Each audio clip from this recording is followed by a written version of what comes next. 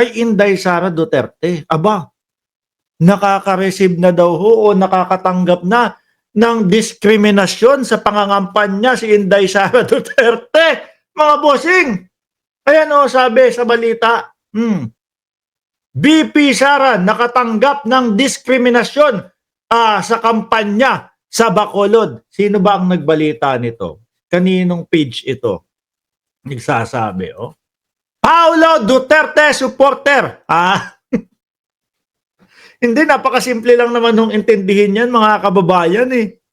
Kung kayo ho, nanonood, no, kung kayo, kung nakita ninyo, yung pagsampa sa entablado ni Inday Sara Duterte, mga bossing, doon po sa Tondo, Maynila. No po, nakita nyo naman kung ano ang ginawa at kung paano mangampanya ang vice-presidente. Di ba? Oh, inilagay yung picture, litrato ni Congressman Benny Abante sa kanyang likod. Tapos saka hinamak, saka ipinahiya doon sa mga kadistrito ni Congressman Benny Abante. Yung mga yan ho, mga kababayan, malamang sa alamang po, ayaw nila nung ganong pangangampanya. Ako ho, sa tanang buhay ko, mga boss Chief Amo, sir, simula po bata ako, mahilig ako sa politika. No?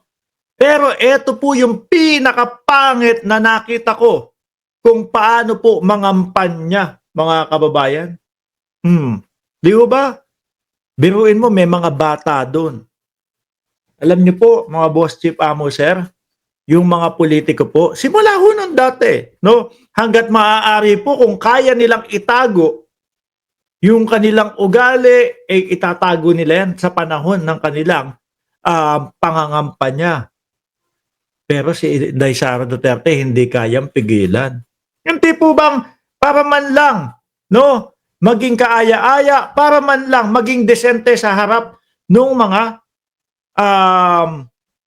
taong bayan. Pero si Inday Sara Duterte, wala. Ibang klase ho, patayan. Hindi ba? Patayan, mga kababayan.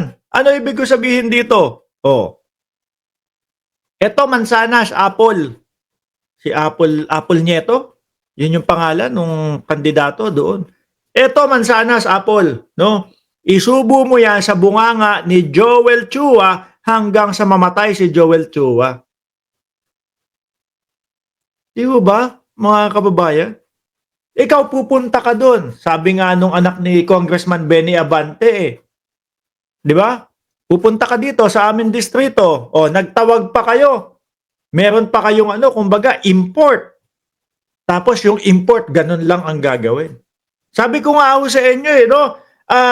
Yung kampo ni Yorme, mga kababayan, Ma'am Chris Rose, malakas No? Yung tipo ho bang masasabi mong panalo na. Kaya lang, biglang humugot, natalo pa. Nadamay pa. Mga bossing. Madami ang nagsasabi, naku, nainis kami kay Yorme kasi okay na sana Biglang yung hinugot pa ganoon. No? So sino po, mga kababayan, ang magkakagusto ng mga politiko, imbitahan natin si Inday Sara Duterte para mas lumakas tayo. Wala ho, mga kababayan. Miski ho ako, kung ako tumatakbo, kahit na po sabihin natin, vice-presidente yan. Mark, i-endorse kita. Ay, wag na po, madam. No? Baka yan pa po ang maging dahilan ng aking pagkatalo. Di ba, mga kababayan, basahin natin ito. Yung import, fake pala, sabi ni Mel Santos. VP Sara nakatanggap ng diskriminasyon sa kampanya sa Bacolod. Alam nyo ba, mahirap ng stage. Nandoon ako sa Bacolod. Pinag-usapan namin ang detalye. Pumayag na nga sila. Pero noong oras na ng rally, ang sabi sa akin, hindi ka pwede sa stage namin dahil Duterte ka. Yan po, mga bossing.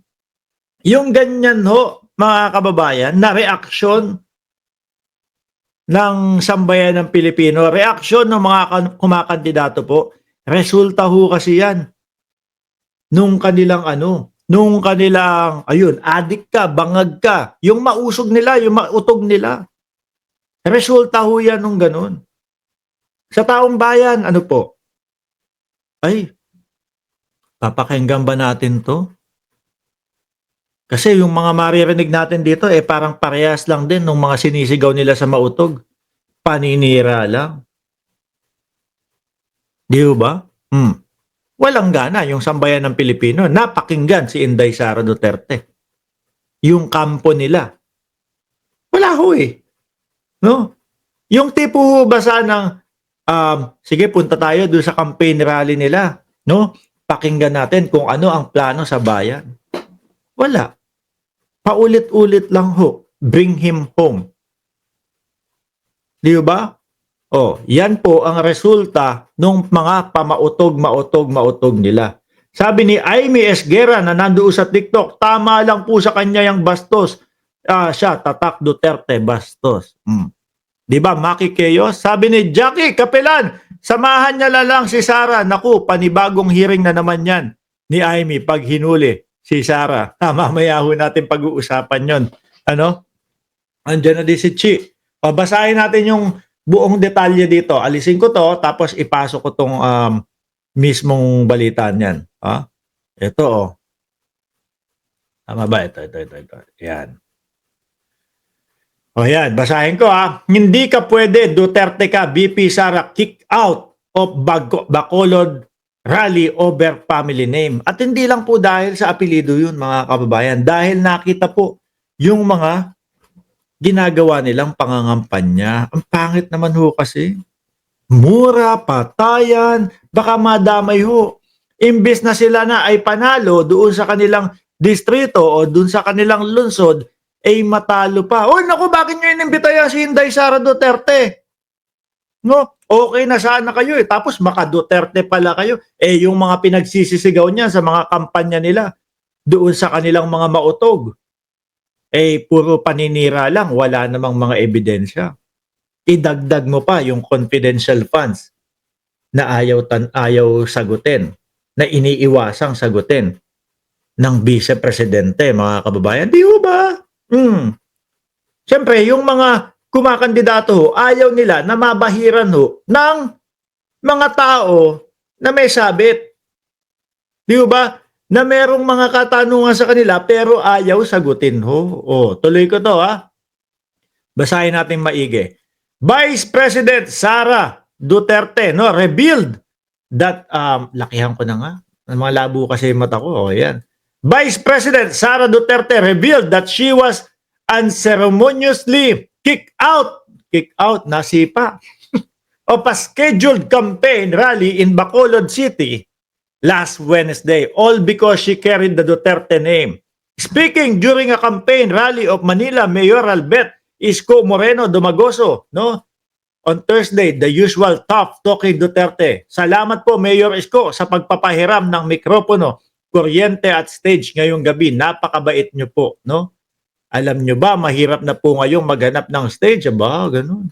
Nandoon na ako sa Bacolod, pinag-usapan na namin ang detalye, pumayag na nga sila na 2 upuan, Ang patong kasi, mabigat ako para sa isa lang. Pero nung oras na ng rally, ang sabi sa akin, hindi ka pwedeng sumampa sa stage namin dahil Duterte ka. Hindi lang ho dahil apelido. Hindi lang ho dahil apelido, mga kababayan. Dahil yan po, doon sa mga pinaggagawa nila. At kung sino po yung mga sinusuportahan nila. Isama mo na si Buloyski. Si Buloyski, napilit pong kung ano-ano ang sinasabi nung mga sumusuporta kay Buloyski. Na kesyo daw pinupolitika si Buloyski. Sabi ni K5 Reyes, pahiya siya dito sa amin, Sir Mark. Nag-post ako sa Facebook, daming nagalit na mga DDS. Mainitin ho ang ulo niya mga DDS na yan Mainitin ho yung ulo ng mga DDS na yan, mga kababayan. Nako po. Tanungin mo, alam mo ba kung ano talaga nangyayari sa mga Duterte at kung bakit nandoon sa ICC ang dating Pangulo? Hindi nila alam. Alam mo ba kung bakit ayaw sumagot ni Inday Sara Duterte? Alam mo ba kung ano yung mga tinatanong sa kanila about sa confidential funds? Hindi nila alam. No? Ang isasagot sa iyo ay bangag ka, adik ka. Paulit-ulit kung ganon. Basta ang mga ayaw sa Duterte, adik. Ganun lang ho ng ganun, mga kababayan. Diba? Hindi ka niyan sasagutin eh. Hindi ka sasagutin kung ano talaga yung pinag-uusapan nyo. Pagka nakukorner mo na yung mga DDS, Diyos ko Lord, sasabihin sa'yo, adik ka, bangag ka, bayaran ka.